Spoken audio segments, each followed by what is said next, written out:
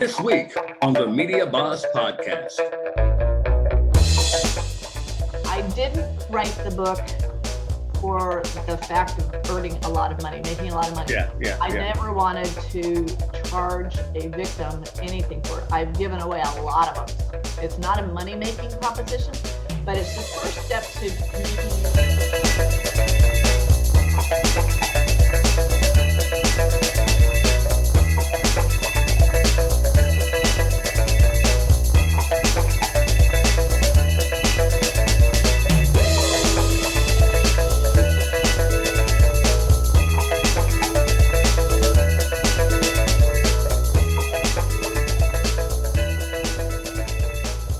Welcome to the Media Boss Podcast. I am Dr. Barrett Matthews, and I want to tell everyone, look, this is going to be fun. We're going to have a great time.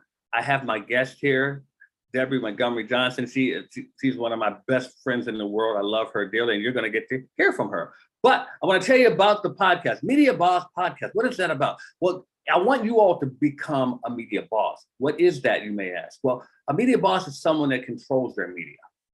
Someone that is not waiting on everyone else to tell them, hey, I want to have you on my show. I want to have an article written about you. You can write your own article. You can write your own book. You can do your own podcast. You can have your own streaming show. You can have your own film if you want to, because you control your own media. I want you to become a media boss. We're going to tell you more about that later, but I want to start the show by first telling you to do this. Share this. Share right now. Let everyone know that you are listening or watching the Media Boss Podcast. I want you guys to let everyone know, and of course, make them subscribe just like you are subscribed, right? So we want to make sure that you all are all subscribed to the Media Boss Podcast, because we want to make sure that you all become a media boss. So as I do at the top of each show, I have what I call a media minute. And what is a media minute? A media minute is where I take some time to share with you some things that are happening in the media that you all may or may not know about, that you may want to either participate in, do for yourself, or just learn about. And today I'm talking about this. There's in France, there's something called UHM, and that stands for Unique Heritage Media. Well, here's what they've done. They've launched something called Myths and Legends. And it's a new podcast. And what it does is uncovers the old tales of gods and heroes from around the world. I mean, what they do is they go into Greek mythology, Norse, Japanese, Hindu, Aztec, European mythologies, all of these. And they tell the stories in the podcast form. It's about 15 minutes podcast, each one, 10 to 15 minutes. They've done like 25 episodes they put on the book. And it just actually launched on the 23rd. So you see it on the 23rd of May. And they just put about a whole bunch of episodes down. It's focused towards children, focused towards kids. So imagine having your kids listen to these podcasts about all these myths and stories that some of us grew up with in America. Well, they get to hear them all and more than what we've heard. So it's something cool I thought you might want to take note of. It's called Myths and Legends. It's out of France from the UHM, the Unique Heritage Media. So I thought you might want to know about that. So now I am excited here. I have a special place in my heart for my guest here. And she knows I love her dearly. She knows I would do anything for her as she would do for me, just like she's being a guest on the Media Boss Podcast today. Now, let me tell you a little bit about Debby Montgomery-Johnson. See, first of all, she's a great mom. She's a fantastic mom. She has 4 kids, and she also is a grandma. She's a grandma. That's right. She is. I can't believe she's a grandma. You'll see what I mean. She's young looking. She doesn't look like a grandma. She has appeared on Dr. Oz. That's right. I get celebrities on my podcast. She's appeared on Mel Robbins. She's appeared on Tamron Hall, CBS This Morning, and other shows. She the girl is the real deal. She's on the board of directors of the Society of Citizens Against Relationship Scams. Oh, you're going to learn more about that. Trust me. And she's the president of BenfoComplete.com, international vitamin supplement company. You're going to hear about that. She's also a former United States Air Force intelligence officer. So thank you for your service and welcome to the Media Boss Podcast, none other than Debby Montgomery-Johnson. Debby, welcome to the podcast. You may have to unmute yourself there. I'm so excited to be here. You know that. I did. Well, look, I'll tell you, I'm serious. I love this woman. She is so dear to me, and I would do anything for her. And I'm just so happy because I didn't mention she's also the bravest woman I know. I don't know about that. She's also extreme. Well, I got to tell the story. I got to tell the story. So Debbie and I met on a cruise back in 2016? Mm-hmm. Yeah, wow, time has flown. And we met on a cruise, and the cruise was it was a women's, well, not, the cruise was for everyone, but I was part of a group where it was a bunch of women business people. It was a business cruise for women. I was the only male in the group. I was asked to come and speak. I was the only male in the group. So Debbie told her story, which she's going to tell you in a minute, which you're going to understand why I say this. But she told her story. And someone says to me, well, Barrett, you have got to be the bravest person here to be with all these women. And I looked at Debbie and I said, no, she is the bravest person here. Because I said that story would have gone to my grave. So Debbie, if you don't mind, please elaborate on what I just said. Absolutely. It is so funny because I really thought you were the bravest guy amongst them. No, actually, all ladies, you were my mom's favorite. So I love your mom. You know that. Yeah. Well, my story, and it was really interesting because it was brave of me on that cruise because I told the whole story, and it was the first time my mother had heard everything. And sometimes that's really difficult telling parents what had happened. And so my story, it came about after, well, when we met in 2016, the story started in 2010 when I got the phone call from my oldest son that said, Mom, Dad just died. And he went on to say, I'm coming home to take care of everything. Well, my oldest son was military training to be a pilot. He was 23 years old, and I did not want him to come home. I'm like, I'm the adult here, self-sufficient. I was 52. I'd been married almost 26 years, but my husband had left the house on a Wednesday, and Thursday morning, I got the phone call that he had died. He had not been sick. Everything was okay. He just sudden heart attack, and he was dead. Changed my life forever, obviously, but it changed the projection of what we were doing. He had a company. I wasn't a part of the company. I'd sit there and listen to him, but I didn't know really what was going on. I had my own job. The only reason I was working as a treasurer for a school district, I was doing it because I needed benefits. Lou had the company, was making the money. So anyway, long story short, he dies.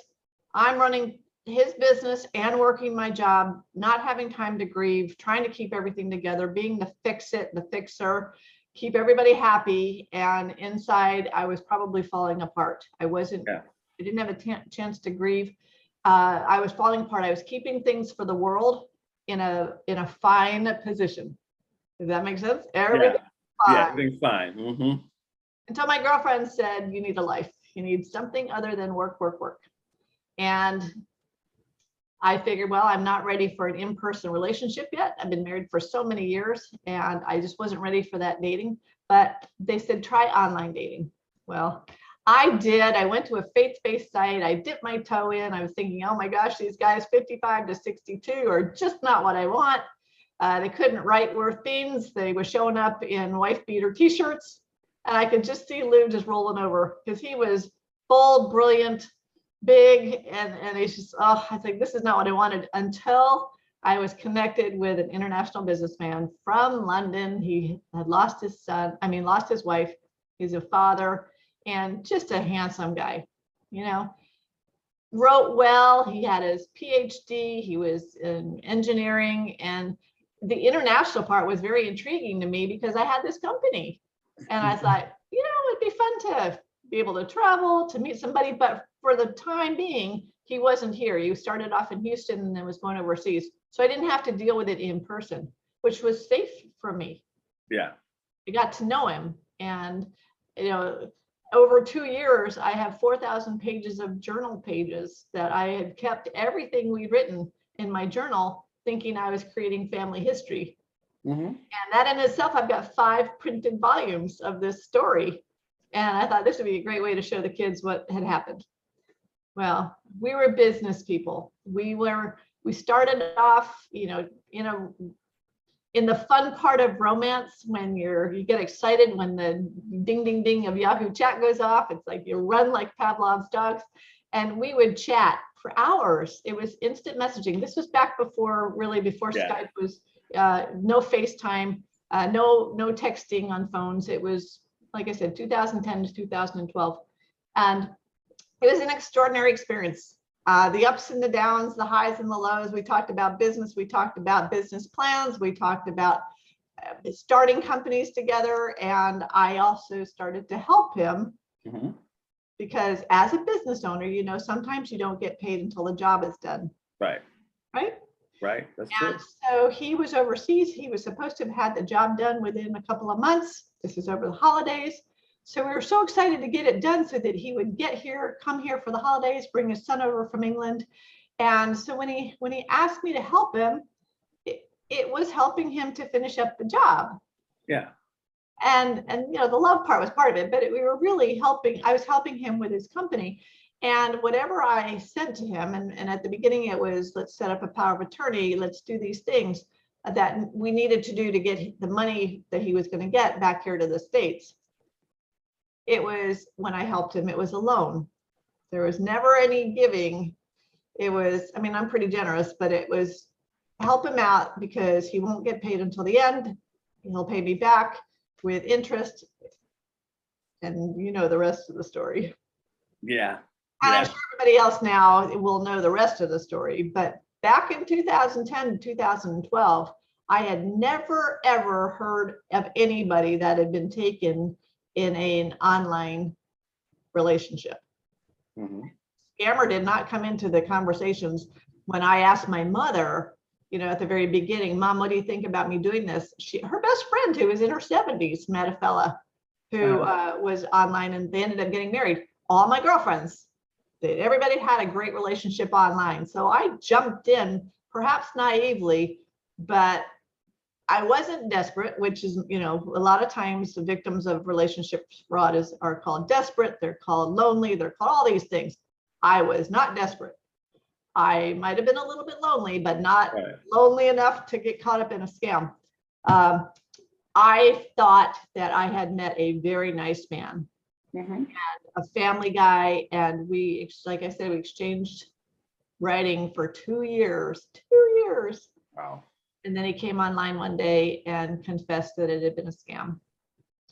And that's when my heart got ripped out, worse than when Lou died, because now I was out, and this is where the vacuum suck comes out. I had lost over $1 million, which I didn't have. And this is what I want people to know. I didn't have it. I found it. Wow. It had become my family by that point in my mind and in my heart.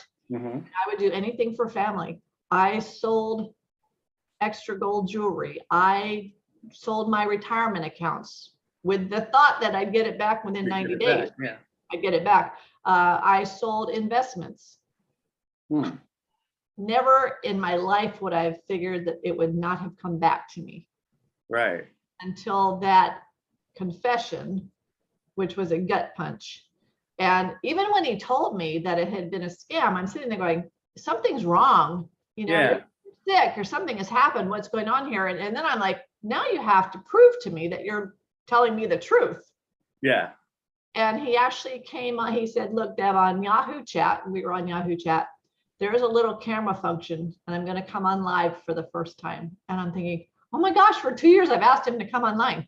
So I'm looking at my dual screens here in my office, thinking I've got this handsome Brit, he's going to come on, and up pops the little camera. And I'm looking at this dark-haired, dark-skinned, dark-eyed young man with a huge smile on his face. And I'm thinking, holy moly, what has happened to me? And it was like hitting a brick wall. Wow. It was a gift from God, though, because in an instant, my heart and my head and the story became disconnected. And I could see him for who he was. But the interesting thing there is that he said, I'm really sorry. I hope you can forgive me. That's the part that gets me. I know. But do you want to continue this? And I'm thinking, are you out of your mind? And he said, and you would appreciate this, he goes, is it because I'm young and black? And I'm thinking, no, you stole $1 million from me. Right. And he said he was sorry. And at that point, it was interesting. I wanted to be a fly on the wall. I wanted to know how he did it. How did you do this? I want to know how, if you're sorry that you don't pay the money back. Well, you know what? I believe in the eternal. I know, I'm not saying that. I'm just saying, if you're that sorry, then give it back. Well, the money didn't go to him. Oh. It did. But if you think about, money gets wired to Hong Kong, to England, anywhere but Nigeria, right? Or Ghana. That would have been a big red flag. It is an international, it's organized crime. Okay. It's international, it's a web. He's just a cog. He is. And he probably got a small portion, which for him. Yeah, I'm sure he did. He got paid. Yeah. A large amount of money for him, but in the big scheme of things, and scams, I don't want to even call it a scam because it's fraud. It's organized crime and it's fraud, and they're making trillions of dollars. It's a national defense as far as I'm concerned. But they are taking it from well-meaning, good-hearted people of all ages, sexes, religions, races. Yeah. It's an international problem. And when I asked him why they do it, the story is, well, we're young. Many of us are without parents. We can't get jobs over here. Well, that's a bunch of bunk right now, because the scammers today are university-trained men and women in Nigeria, Ghana, India. They're coming to America now. When I went to the FBI years ago and told them what had happened, the first thing they said was, in Palm Beach County, where you live, more men get taken for over 1 million than women, but they'll never speak. Which is why I said what I said. Exactly. Go to the grave, because they're businessmen. They're ashamed that the money that they gave money, that their hearts were taken. And they think that they're helping a young woman. Well, behind the facade of that young woman could have been a young man. Yeah. Oh, yeah. Well, most definitely. Yeah, and then they really can't say anything. Yeah, they're never going to say anything about that. So that didn't make me feel any better when the FBI said that. And then they said, "Hey, where is he?" And I said, "He told me that he's in Nigeria. Unless you can get him here to the States, there's nothing we can do. And besides that, you were a victim." And I'm like, I don't like that word. I will never be a victim. But I shut down. Yeah. My mom and dad were with me. I put up that facade of, I'm okay. I will make it through this. But inside, I was dying. I was just falling apart.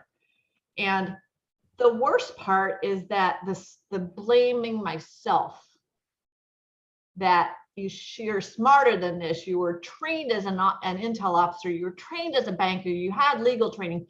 How in the world could you be taken? Mm-hmm. And it took me a couple of years to realize that everybody can be taken. And well, also it kind of, what you alluded to earlier, you're a spiritual person, and God has used you. You had to go through that in order to fulfill your purpose of what you're doing now. And we're going to talk about that once you finish the story. Oh, I see that now, but of course I didn't. Yeah. I had prayed through this whole adventure. When I got asked to send money, I remember asking prayers, saying prayers, saying, should I do this? And I am pretty spiritually in tune. And I always got the impression that it's okay, go ahead. Even though I had doubts, because I was one of those damn Yankees, didn't want to give money to anybody, except for family and, people that I knew. But I just felt like I was supposed to do it. And in the eternal perspective, of course, I was, because as I got interviewed early on by a woman pastor from in Indiana, and she said, "Deb, if you believe in God, you have to know that this was part of your plan, because he knew you'd speak up." Right. And I said, you know what? It's not about me anymore. And when I realized it wasn't about me anymore, that's when I was able to speak up. And that's how I saw you, because I had my book written by that point. It's called The Woman Behind the Smile. Mm-hmm. Again, put up the facade, put up the smile, pretend to the world that you're okay, which we all do. We all do. Because for some reason, we grew up thinking nobody can know you have a crack. Everybody has to think that you're perfect.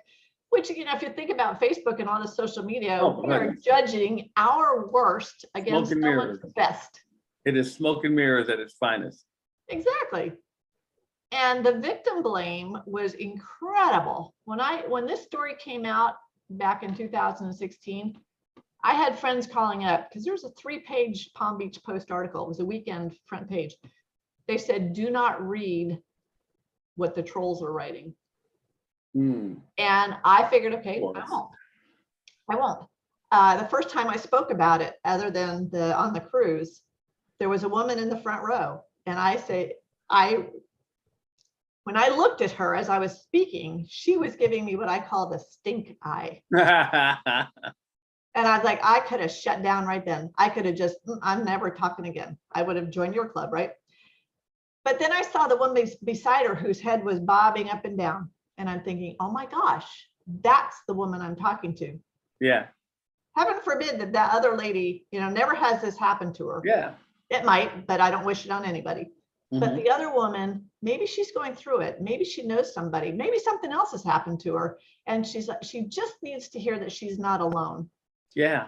And that's why I started speaking up, because when I realized I had, the first time I had mentioned it at a business meeting, I'd gone to speak about my company. And at lunchtime, someone brought up online dating, and one thing led to another. I told them what had happened, and they're like, oh, you have to get this story out. I'm like, no, never. They said, Deb, my mom was taken for $80,000, and another was in a Ponzi scheme, not once, but twice. And then another was in a relationship in person with a man, and he ended up having a family somewhere else. So I was hearing about all these women who'd been through these scamming situations, fraud situations. Yeah. No one's talking. And the scammers are laughing their way to the bank because they know people don't want to talk. They don't want to talk. And so I said, you know what? Yeah. I got a voice, I'm going to use it. And that was the beginning of the Woman Behind the Smile, and standing up and speaking up. And I still, to this day, last week, article went out on CBS. I got a nasty email from someone, capital letters. You're such an idiot. Why in the world would I ever listen to you? And I'm thinking, okay, ignore it. Yeah. Because hurt people. I was going to say the exact same thing. I was literally going to say the exact same thing. So, and you're right. You're right. So, Debbie, I mean, that story is incredible, and it prompted you to start telling other people. And I got to tell you, it changed some things for me just by when I told you that it would have gone great with me. You said, Barrett, if I kept it to myself, nobody else would have been helped. And that has changed my view on not just that, but a lot of things. If you keep it to yourself, it's something that can help someone else. So I love that. So look, guys, we're going to take a break right now. And when we come back, we're going to have more of Debbie Montgomery-Johnson on the Media Boss Podcast. So stay right there. We'll be right back.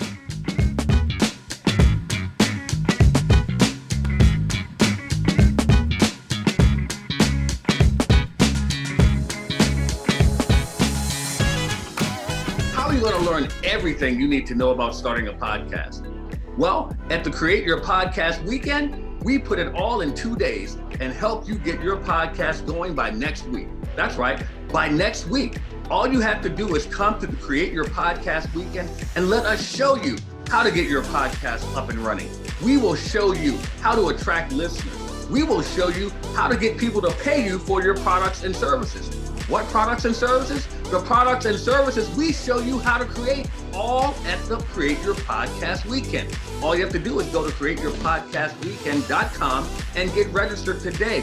And we have special bonuses. Some of you will even get us to give you the equipment to start your podcast. That's right. We're going to give some of you the podcasting equipment to get started. Go to createyourpodcastweekend.com. That's createyourpodcastweekend.com and get started on your podcast by next week. Starting a podcast can be a daunting task. There's a lot that goes into it, and you're probably wondering if you're able to handle it. Well, why don't you just take 2 days and let us teach you how to do it at the Create Your Podcast Weekend. That's right. We're going to show you all the aspects of how to start your podcast, how to keep your podcast going, how to attract listeners, and how to make money with your podcast. CreateYourPodcastWeekend.com. Get registered right now.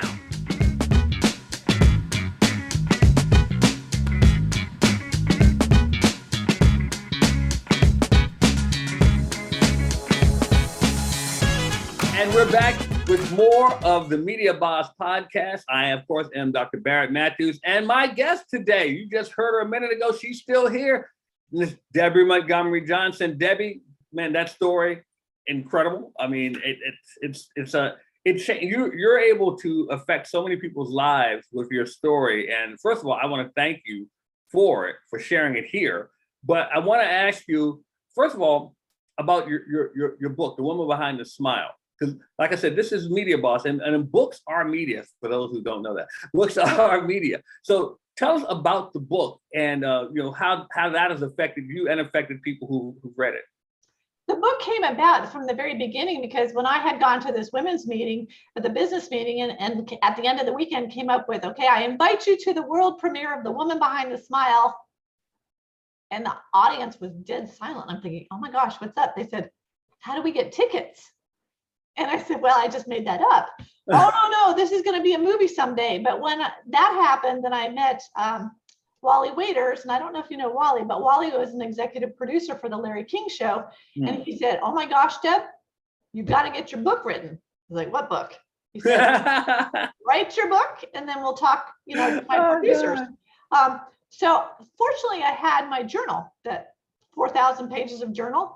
Mm-hmm. The book came out of the journal. It was a story. It was my story, but there was also a lot of research that I had done about how this happens and online dating in general. Yeah. A lot of people, although it's very popular today, and because of the pandemic, everybody's online, swiping left, swiping right. Crazy. But back then, people were very cautious about telling anybody that they met their significant other online. Yeah. Kind of funny. And I'm like, well, why? Because it seemed like. Yeah, I know people who got married. So. Yeah. But if you ask them how they met, many of them from years ago won't tell you exactly how. I think it's kind of cool. I mean, if you actually have someone that you met online and you actually married, I think that's kind of cool. It is. Well, it shows the proof of you got to meet them, because if you haven't met it within the first 2 weeks, you think it's safe, but I say if you haven't seen the whites of his eyes in 2 weeks, then it's a scam. Yeah. But I wrote the book, and it was I loved writing, so that part wasn't difficult for me. And I also was in my women's group, Women's Prosperity Network. There's one of my friends is a publisher, one is an editor, and I said, you guys help me with this, because I wrote it, I edited a lot of it, and then gave it to them, and they did the whole get it onto Amazon, get the bestseller status. They knew the way to really promote it. I didn't write the book for the fact of earning a lot of money, making a lot of money. I never wanted to charge a victim anything for it. I've given away a lot of books. It's not a money-making proposition, but it's the first step to making you an expert in that category, in that subject matter. Not that I wanted to be an expert in this, but I wanted to have the voice out there because somebody needed to do it without shame. Yeah. And to say, look, I was well educated, well trained. It should not have happened to me, but it did. And this is how it happened. I went back. This is interesting, talking about multimedia things. 2 years ago, another friend of mine who is also additionally a publisher, I love Audible. I love to listen to. That's why I like doing podcasts. I love listening to books because I'm in the car a lot. I travel. I was traveling a lot more. I said, let's do something different with my Audible book. Okay. In between every other chapter is a podcast. My publisher and I got together and we talked about things that had happened in the 4 or 5 years after I wrote the book that had something to do with that chapter. It was extraordinary. It was so much fun. And actually, I think we're going to make it into the second edition of the written book to include the transcripts there. But it was a really cool thing to do the book audibly and then have this podcast in between the chapters. I'd only heard that once before, and it was a fabulous talk, a fabulous book. And the other thing that I learned that I love for Audible is if you know the author, you have to have the book in the author's voice. Brene Brown. I got one of her books. Someone else did the speaking. I didn't finish the book. When I heard her, give the book. I read it. I listened to it. So if you're interested in doing your own Audible book, be the voice. If your voice is out there, people know who you are, because I do a lot of speaking. They know me. And the girls, it's like my father's book. I can hear my dad's voice in his book when I read his book. Right. And that's the way I wrote my book. It was my voice. People know me. They can hear me telling the story. And that's important. I love the fact that, like you said, you're talking about different forms of media, because this is what I want people to understand. That, and you know what I like most about it? Like you said, that the journals that you had, and I say this to a lot of people who come to me and say, oh God, I don't have it. I say, you already have the content somewhere. Mm-hmm. You already have the content. You just may not see it as content, but that's where people like me come in. We can recognize what you have as content, and then we can help you to shape it and put it in like you did with your journals. I definitely appreciate that. So let's talk about your podcast, because that's one of the things that it is, to me, is helping change so many lives. It's called Stand Up and Speak Up, correct? Correct. And it's a work in progress, because when I first did it, I had always thought that how could I get the message out in a bigger way? And a friend of mine has a show called the Wow Wednesdays. Mm-hmm. So I'm like, well, I'll just fashion it that way. I'll start with a guest and we'll talk for half an hour, and then we'll do questions and answers. Well, that didn't work for me. Okay. The format. And then I went to, I interviewed a retired Army colonel who I met on the Mel Robbins show. Yeah. And I said, Brian, I would like to start our conversation as a Zoom call. And he said, nope, won't do that, because the scammers can change what you say. Artificial intelligence, they can change it. If you think about it, I was like, oh, well, this is a safe spot for my guests. I don't want to do the Zoom. So I did Audible stuff only. I did free conference call, and I did the audio. Mm-hmm. Well, because my parents, who are 87 and 92, enjoy watching a show versus listening to the show, I needed to make a video form out of that audio. It was a labor of love. I took pictures that my guest sent me. Actually, this is with you. I've had you as a guest. I sure have, yeah. And then I made graphics for everything we talked about. It was a labor of love. But then I had an MP4, and I could put it out on YouTube and then put it on my website. And see, this is what I'm talking about. There are so many ways to do media. Yeah. So many ways to do podcasts, and everything. People think that they have to be exactly like someone else, and you don't. You don't, because it was so much fun, and I did that for 2 years. Wow. And then when I started my third season, my guest was from Ontario, and she was a storyteller, and she told stories from the old traditional Caribbean family stories. And I'm like, I can't have you just on Audible. People need to see you, because she's so engaging. And I said, would you do a Zoom call? She said, sure. Well, editing a Zoom call podcast is a whole lot easier than editing an audio. I have a preset beginning, a preset ending. I edit a little bit out of the Zoom call, put them together, and out it went within hours. I do very little editing, and mainly because I just like to let stuff flow. I'm serious. I like to let stuff flow. Like in the interview. Now, of course, the beginning and the end part, and the music, the going to breaks and stuff, yes, that has to be edited. But in the show, if I flub a word, I flub a word because I want the audience to know I'm a human being too. Exactly. And when I was about to say absolutely, my father's probably counting how many times I say absolutely. The reason I started editing, some guests are really good and they move right along. Many are very deliberate, and I'll hear, and I'm thinking, oh my goodness, my dad's sitting there counting, So I got in there and I learned how to edit, and I got pretty good at editing. Sometimes it was excruciating, but now what I do here, I've got another iteration of my Zoom podcast. Someone came to me and said, hey, you need to have captioning. Well, the transcript is just awfully difficult to do. Thank God there's software. There's a new software that I use called Subtitle. Ever heard of that? I have to write that one down. It was cool. The video can only be 20 minutes long. So I take my hour show, I split it into 3. Yeah. And I upload them. And within 5 minutes, there's a transcript. So There you now go. all I have to do is go in and edit the transcript, because Debbie is Debby. It comes Right, up right. IE. So I go in there. And then what I do is I don't edit the from the audio, but I don't put it in the transcript. Right. Because if you don't see it, you don't hear it. Exactly. And you know, it's funny because it's amazing how much that helps your podcast. It's really amazing. And it's funny though, because when you're talking about you know, our mutual friend, Dr. Ruben West. Yeah. Ruben, he used to be a speaker coach. Now Ruben is a world leader. And He is. yeah, he the speaker coach thing. But Ruben used to do this event called Black Belt Speakers event. And what we would do is anyone who got up to speak, if they said, the whole room would go, If they said, they would go, if they said, you know, everyone would go, you know. So you got conscious of it after a while. And that I went to that thing probably back in 2014 or 15. I still hear myself whenever I do something like that, because I hear the group of people saying it too with me.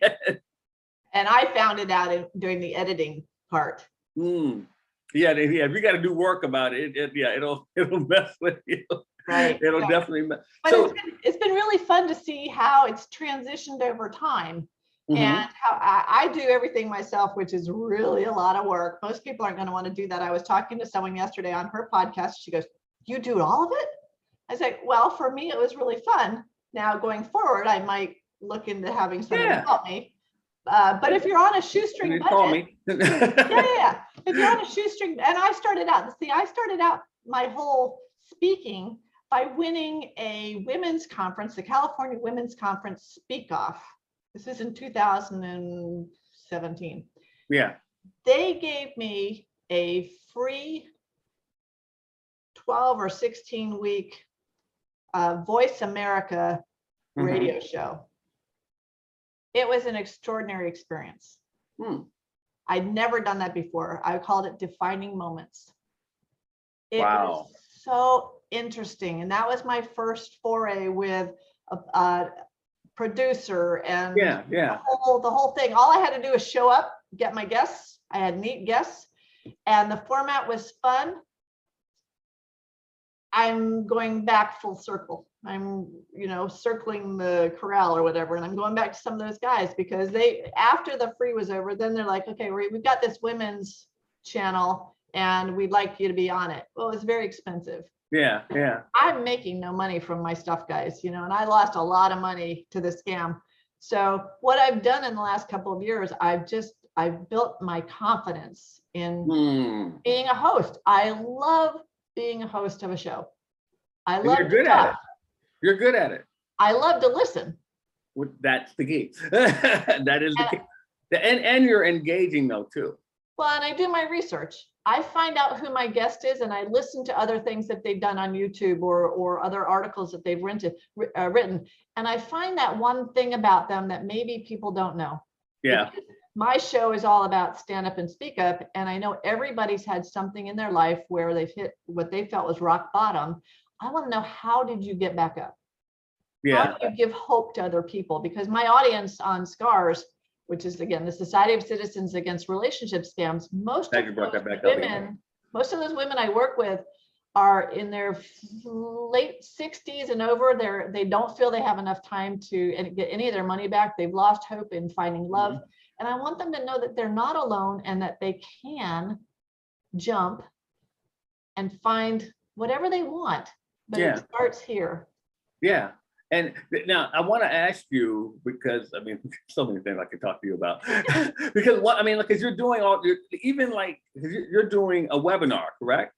I am. And that's another form of media. So if you could talk about the webinar. Well, and it's funny because I've got my company and I'm doing webinars for the company.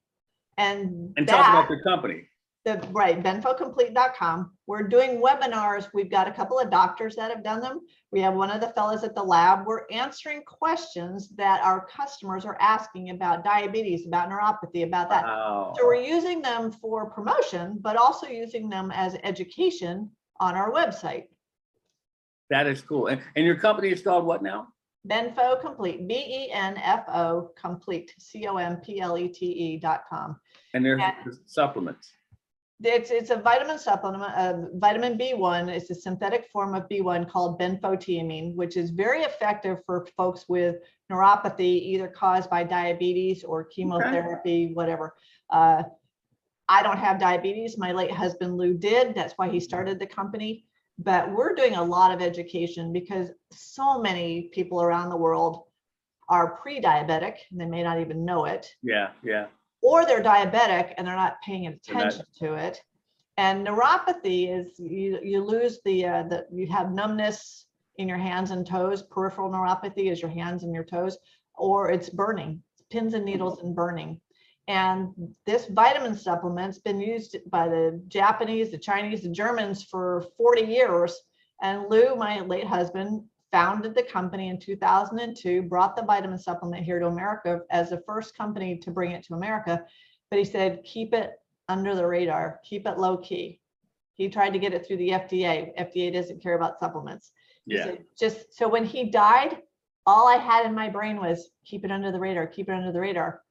I'm like, well, you'll never grow the company to keep it under the radar. So, and then it went off patent in China, and so other companies were getting in. But I'm like, you know what? We were the first.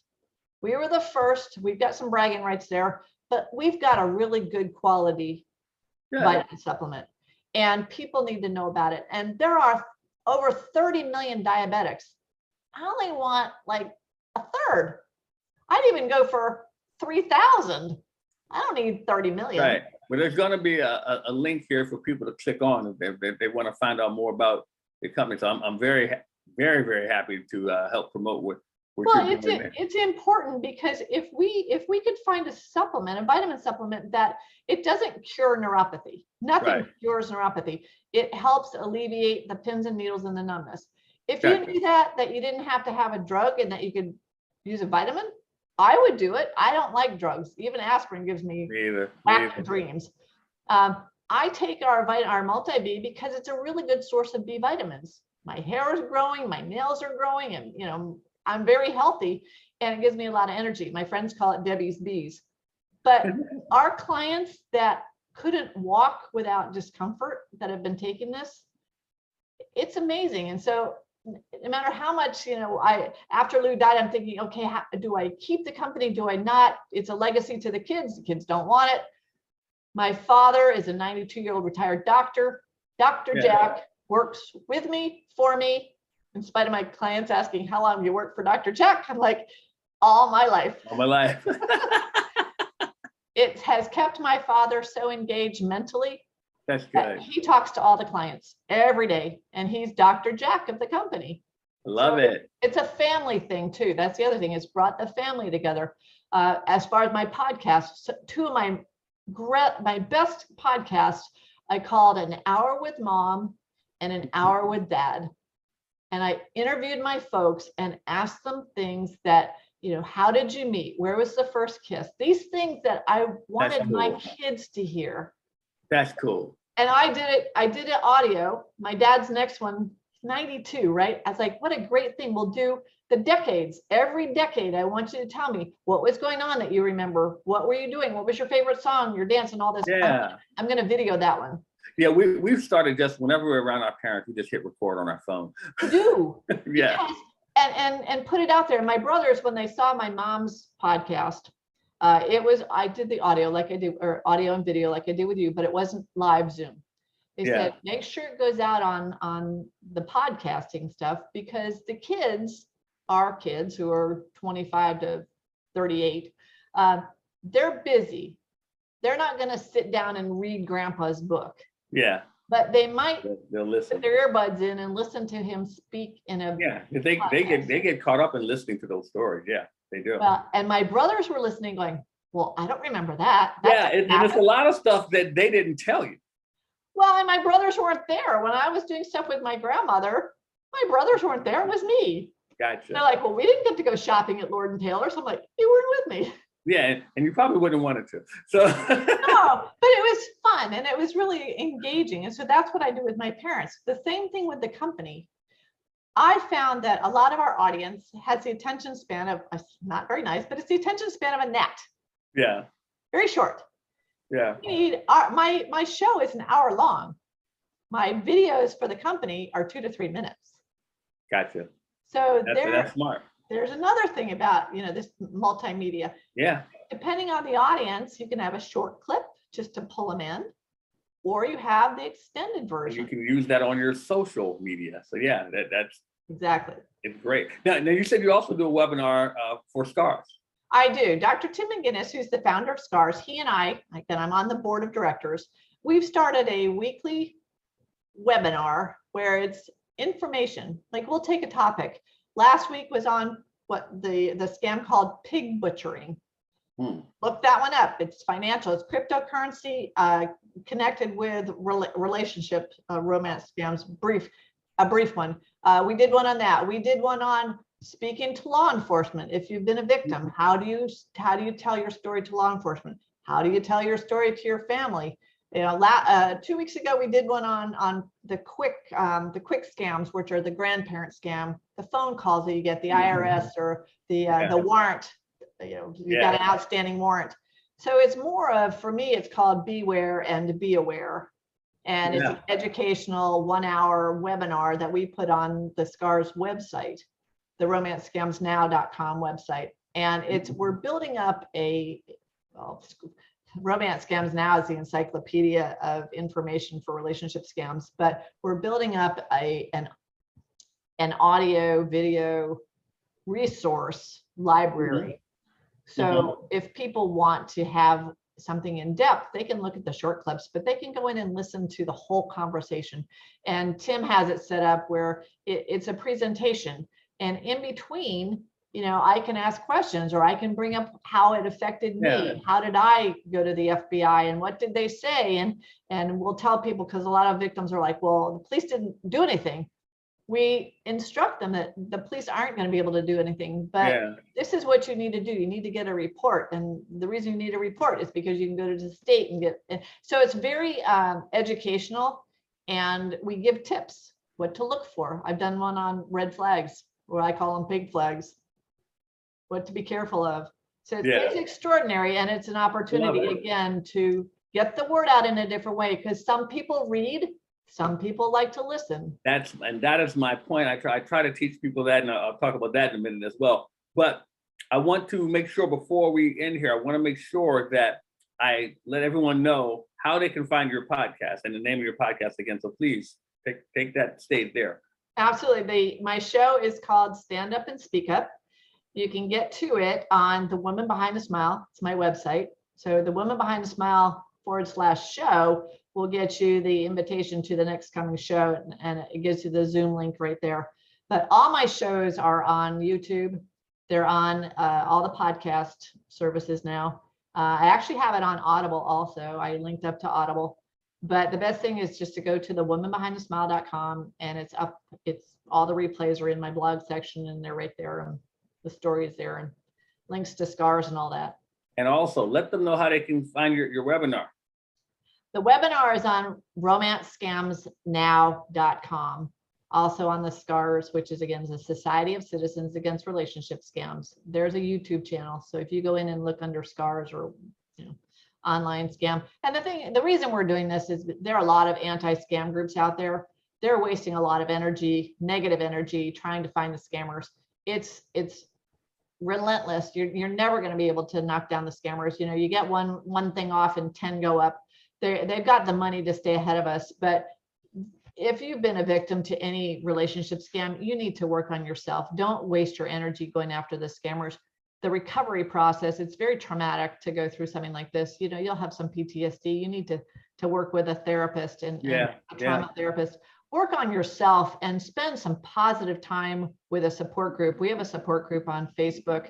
If you go under SCARS, SCARS, SCARS support groups, you'll be able to find those groups of people who've been through what you have. Again, it goes back to my original story. If I can be there for one other person to help them through it, that's what we do at SCARS. We're all volunteers for the most part. Everybody has been a victim at some point, but we don't like you to stay in the victim mode. It goes from victim to survivor, to thriver, to advocate. And we don't have enough advocates because millions of people are being taken every year. And it's because they haven't heard about it. And it's incumbent upon us. And I thank you so much for helping me spread the word. I can't do this alone. I love it. Together, we can make an impact on the globe. And it starts with each of us. So don't be afraid if this has happened to you. Don't hide under the rock. Stand up and speak up. You'll grow from the inside out. You'll get very powerful from the inside out. And the most fun that I like to talk, because everybody at the end says, well, whatever happened? Did you ever fall in love again? I did. I jumped in pretty quick after the scam, and I've been married. It'll be 7 years in October to a fabulous guy. And but I've got brothers by other mothers and folks like Barrett, and that's true. And I really appreciate all that you're doing in helping me get the word out. And the thing is, you educate yourself, and then you can hear things that friends say, and it kind of puts your alert ears up that, oh my gosh, maybe that person's got something going on, or they might know somebody that's going on. And if they do, pass them on to us, pass them on to Scars, because we're there to help. Exactly.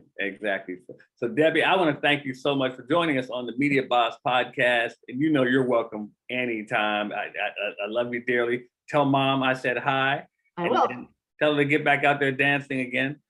And so I want to thank you so much, Debbie. And guys, look, make sure you support her podcast, support the webinar, and learn. If you're not doing it to support her, do it to support yourself and get the information for yourself. Now, I want to say something. Debbie mentioned something a second ago about how some people like to listen, some people like to read. I agree. And this is what Media Boss is about. Some people like to watch it on streaming television. Some people like to watch a film. At Media Boss, we want to show you how you can encompass all of those things for your business so that you don't miss any of your audience, because your audience consumes their media the way they want to consume it, not the way you want them to consume it. So what we want to do is show you how to reach them wherever they are. And what I have for you guys is a free gift. I want you to go to 5waystoPayingClients.com.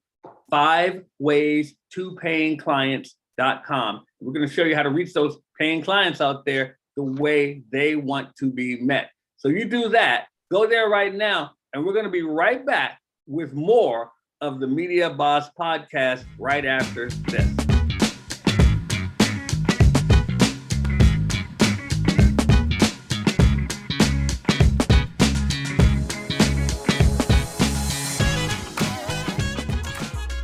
Why should you contact Media Boss Club right now? Well, because you can get a podcast done for you. You can learn all the aspects that go into putting together a great podcast and have someone else do it for you. That's right. We will build your podcast around your content and make it so you can concentrate on the money-making activities of your business. Contact MediaBossClub.com. That's MediaBossClub.com today, and let us get your podcast started right now.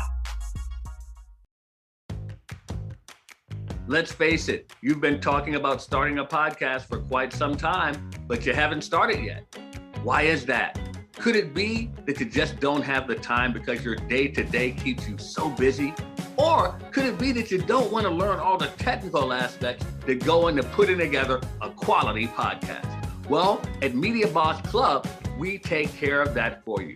How would you like to have a done-for-you experience? That's right. At Media Boss Club, we build your podcast for you. We will edit your podcast. We will put in the music for you. We even put in commercial breaks that you can put your advertisers in. We will take care of all of the uploading to the great podcast platforms that are out there. That's right, we do everything. All you have to do is just right now go to MediaBossClub.com. That's MediaBossClub.com, and let us handle the heavy lifting for you.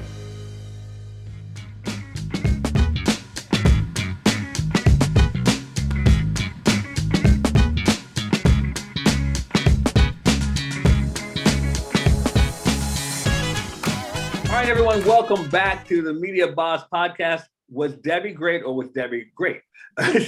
She's always great. I love having her on the show. Look, guys, we want to make sure that you are spreading the word that you enjoyed the Media Boss podcast. So what I want you to do is make sure, of course, that you are subscribed, but make sure you share it with other people. Make sure you get the word out about what we're doing here. We're trying to help you guys to learn more about how media can change the way you do business today, because it has evolved over the many, many years. And now you're able to actually take it and control it yourself. So also, you can check us out on Patreon. If you really like the show, go to Patreon, Media Boss Podcast, and you can actually support us. And we have something for you just for supporting the podcast. How do you like that? Once again, go to 5 Ways to Paying Clients. 5 Ways to Paying Clients is a free training I put together just for you, so I can help you to learn how you can get more clients that want to pay you for what it is, what you're doing, not just here, but all over the world. Wouldn't you like to have clients all over the world? That's a great thing. Also, I want to tell you about my Make Money from Media 5-day challenge. My Make Money from Media 5-day challenge. It's a challenge that I put together to help you to learn how to do all forms of media, whether it be print media, film, whether it be podcasting, whether it be streaming television, not just shows, but a whole channel you can put together. Social media, all of these things are on my 5-day challenge. It's makemoneyfrommediachallenge.com, makemoneyfrommediachallenge.com. You can go there and learn how to do that. And if you want to just have a session with me, if you want to have a podcast, you want me to show you how to have a podcast that I can have my team produce for you. Did you hear that? Done for you podcast. All you have to do is text the word podcast to 929-244-4323. 929-244-4323. Text the word podcast and we will take care of you. Now, guys, I want to thank you for joining me on another episode of the Media Boss Podcast. I want to thank my guest, Debby Montgomery-Johnson. She was wonderful. And I want you to make sure that you come back again for the next episode of the Media Boss Podcast. All I got to say is Media Boss out.